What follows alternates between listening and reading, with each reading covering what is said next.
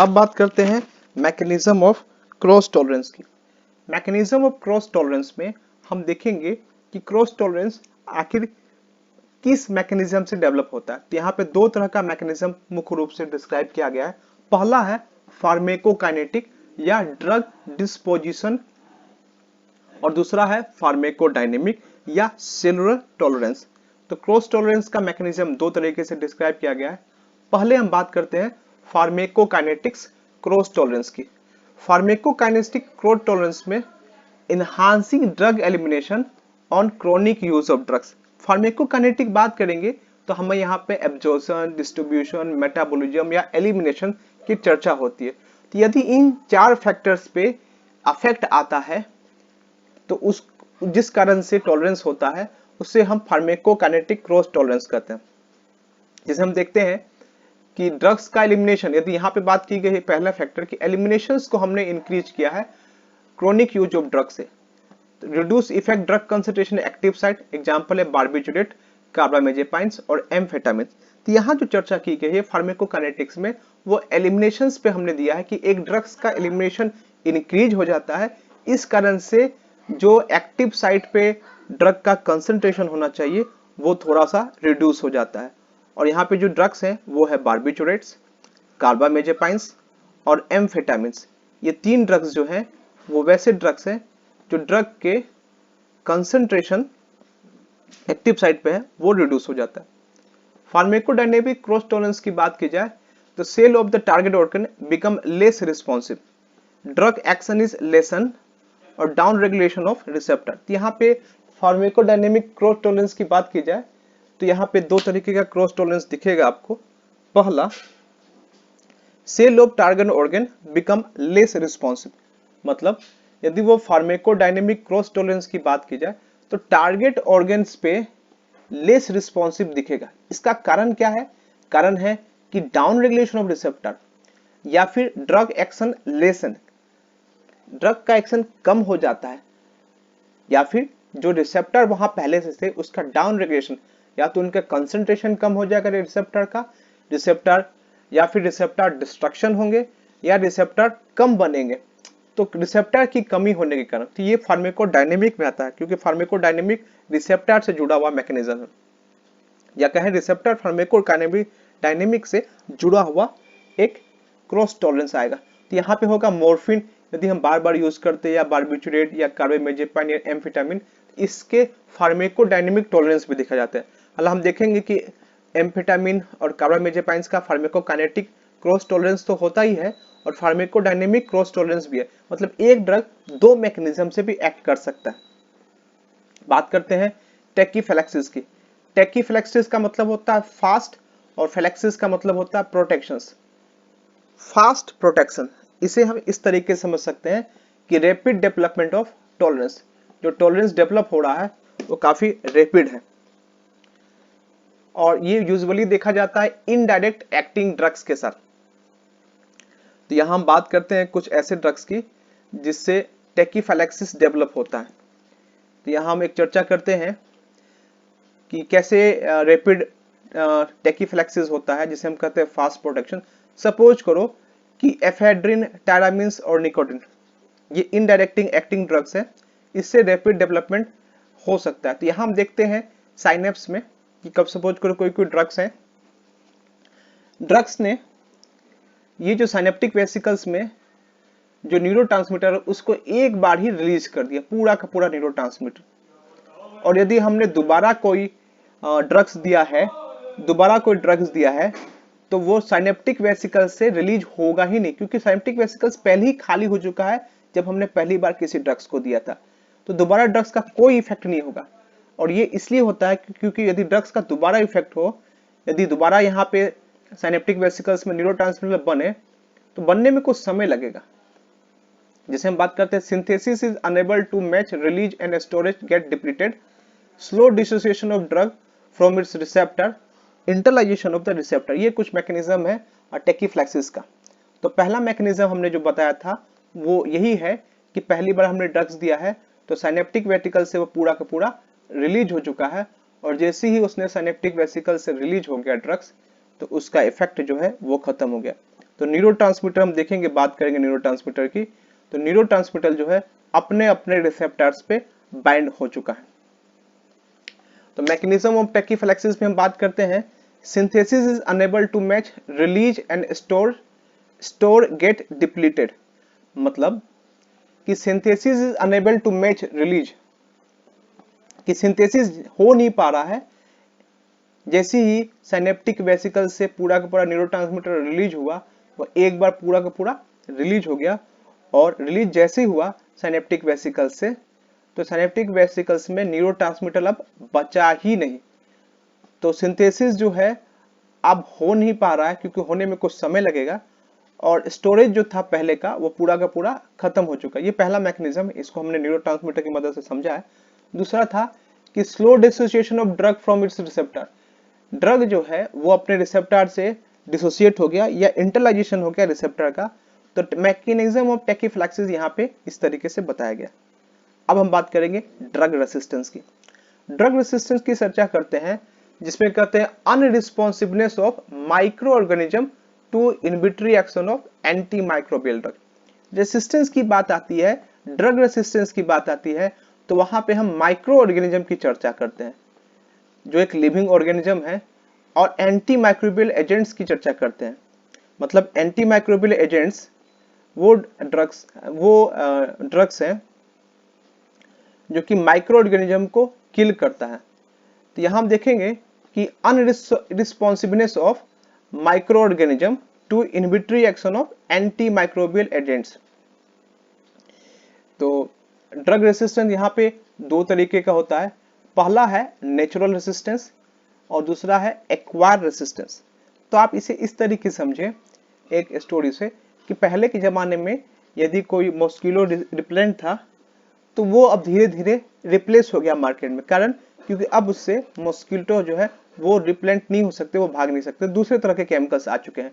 क्योंकि उनमें जो पहले में केमिकल्स थे तो वो उससे बिल्कुल रेसिस्टेंस हो गए हैं मच्छर।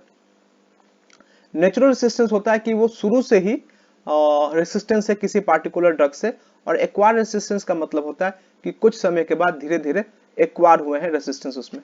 तो नेचुरल रेसिस्टेंस की बात करें तो लैक ऑफ मेटाबॉलिक प्रोसेस, किसी किसी में मेटाबॉलिक प्रोसेस होता ही नहीं है, इस कारण से ड्रग उस पर रेसिस्टेंस होता है। और किसी किसी में टारगेट साइट है ही नहीं, ड्रग का कोई टारगेट साइट ही नहीं है, या ड्रग का कोई मेटाबॉलिक प्रोसेस नहीं है, इस कारण से नेचुरल रेसिस्टेंस होता है। जैसे हम बात करें यदि ग्राम नेगेटिव बैक्टीरिया में, वो पेनिसिलिन जी से अनअफेक्टेड होता है। कारण पेनिसिलिन जी जो होता है मुख्य रूप से जिस लेयर पे एक्ट करता है, वो लेयर ग्राम नेगेटिव बैक्टीरिया में होता ही नहीं है, और उस लेयर का नाम है पेप्टिडोग्लाइकेन का लेयर। उसी तरीके से टेट्रासाइक्लिन जो है वो मायोबैक्टीरियम ट्यूबरकुलोसिस पे एक्ट नहीं करता, क्योंकि टेट्रासाइक्लिन का मैकेनिज्म जिस पे एक्ट करने के लिए है उस पे मायोबैक्टीरियम जो है वो होता ही नहीं उसमें, तो टेट्रासाइक्लिन एक्ट कैसे करेगा। या पेनिसिलिन जी पेप्टिडोग्लाइकेन लेयर होता ही नहीं है ग्राम नेगेटिव में, या बहुत कम होता है लेयर, बहुत पतली लेयर होती है ग्राम नेगेटिव में। उसका जो हम बात करें ग्राम नेगेटिव की, तो ग्राम नेगेटिव का जो आउटर लेयर है, जो हम कहते हैं मेम्ब्रेन ऑफ द बैक्टीरिया, उसमें पेप्टिडोग्लाइकेन लेयर नहीं होता है, दूसरे लेयर से बना होता है। और ग्राम पॉजिटिव में पेप्टिडोग्लाइकेन लेयर ज्यादा होता है। तो पेनिसिलिन जी पेप्टिडोग्लाइकेन लेयर पे इफेक्ट करता है, जिसमें ज्यादा होगा उसको ज्यादा इफेक्ट करेगा। ग्राम पॉजिटिव इसका इफेक्ट ज्यादा होगा, जबकि ग्राम नेगेटिव पे अनइफेक्टिव होगा, क्योंकि इसका जो लेयर होता है मुख्य रूप से पेप्टिडोग्लाइकेन लेयर से नहीं बनता है, दूसरे लेयर से बनता है। एक्वायर रेसिस्टेंस की बात करें तो development of resistance by an organism due to the use of an antimicrobial agents over a period of time. तो यहां हम बात करते हैं डेवलपमेंट ऑफ रेसिस्टेंस की by an organism due to the use of an antimicrobial agents over a period of time. ये बहुत important है एंटी माइक्रोबियल एजेंट्स का, कि हम एंटी माइक्रोबियल एजेंट्स की यदि चर्चा करें तो धीरे धीरे रेसिस्टेंस का डेवलप होना। तो ये हमारे लिए चर्चा की विषय है कि पहले ड्रग्स ग्राम पॉजिटिव अफेक्ट कर रहा था, लेकिन धीरे धीरे ग्राम पॉजिटिव पे अफेक्ट करना बंद कर दिया। इसका कारण क्या है? एक्वायर रेसिस्टेंस कहते हैं इसे, कि डेवलपमेंट हुआ रेसिस्टेंस का ऑर्गेनिज्म का, और ये इसलिए हुआ क्योंकि एंटी माइक्रोबियल्स का हमने एक लंबे समय तक यूज किया उस पार्टिकुलर माइक्रोऑर्गेनिज्म के अंदर। तो यहाँ हम देखेंगे कुछ ऐसे एंटी माइक्रोबियल्स ड्रग्स और माइक्रोब्स जैसे स्ट्रेप्टोपायोजेंस या spirochetes have not developed resistance to penicillin. अभी भी ये डेवलप नहीं है, पेनिसिलिन से रेजिस्टेंस डेवलप नहीं हुआ है। गोनोकोराई क्विकली डेवलप करता है resistant to sulphonamide but slowly and low graded resistance to penicillin. तो यहाँ बताया गया है कि कौन से ड्रग से रेसिस्टेंस जल्दी, जैसे सल्फोनामाइड जो है उसको यदि यूज किया गोनोकोकाई में तो गोनोकोकाई जो है वो जल्दी और क्विकली रेसिस्टेंस डेवलप होता है। लेकिन हम बात करें पेनिसिलिन का, तो पेनिसिलिन की बात की तो लो ग्रेडेड रेसिस्टेंस डेवलप होता है पेनिसिलिन का। तो यहां हम बात करेंगे पेनिसिलिन की। एक्वायर्ड रेसिस्टेंस डेवलप होता है मुख्य रूप से दो रूट से, पहला होता है म्यूटेशन और दूसरा होता है जीन ट्रांसफर। तो हम बात करते हैं म्यूटेशन या जीन ट्रांसफर की। म्यूटेशंस की बात करें तो स्टेबल और हेरिटेबल जेनेटिक चेंजेस देखने को मिलते हैं म्यूटेशंस में। It occur spontaneously and randomly among micro organism. तो हम बात करें म्यूटेशंस की, स्टेबल और हेरिटेबल जेनेटिक चेंजेस देखने को मिले हैं और स्पॉन्टेनियसली और रैंडम अकर होता है माइक्रो ऑर्गेनिज्म, और ये माइक्रो ऑर्गेनिज्म से इंड्यूस नहीं होता है म्यूटेशंस। तो म्यूटेशन दो तरह के हो सकते हैं, एक सिंगल स्टेप म्यूटेशन, एक multi step mutation. Single step mutations की बात की जाए तो ये जल्दी इमर्ज होते हैं, बहुत ही रैपिडली से, बहुत ही तेजी से इमर्ज होंगे ये। सिंगल जीन म्यूटेशंस की बात की जाए तो single gene mutations single step mutation है, हाई डिग्री ऑफ रेसिस्टेंस होता है यहाँ पे, और यहाँ पे सिंगल जीन म्यूटेशन होता है।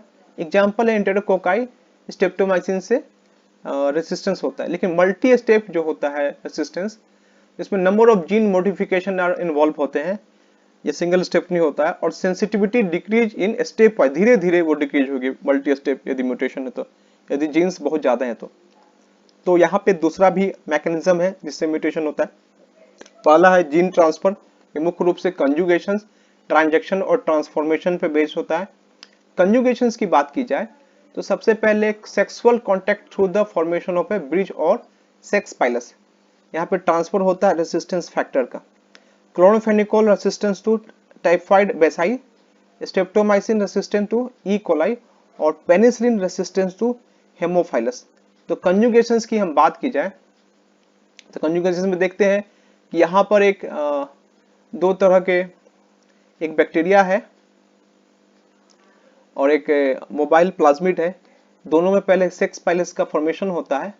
सेक्स पाइलस के फॉर्मेशन से क्या होता है कि ट्रांसफर होता है एक जीन दूसरे बैक्टीरिया में, और यदि वो जीन रेसिस्टेंट जीन है तो एक रेसिस्टेंट जीन जो रेसिस्टेंट तरह के बैक्टीरिया से नॉन रेसिस्टेंस बैक्टीरिया में ट्रांसफर होगा और वो उसे भी रेसिस्टेंस डेवलप कर देगा। तो पहला ट्रांसफॉर्मेशन था कंजुगेशन, जीन ट्रांसफर। तो यहाँ पे भी क्लोरोफेनिकोल रेसिस्टेंस होता है टाइफाइड बेसाइल से, बेसिलाई से, या स्ट्रेप्टोमाइसिन रेसिस्टेंस होता है इकोलाई से, पेनिसिलिन रेसिस्टेंस होता है हेमोफाइलस से।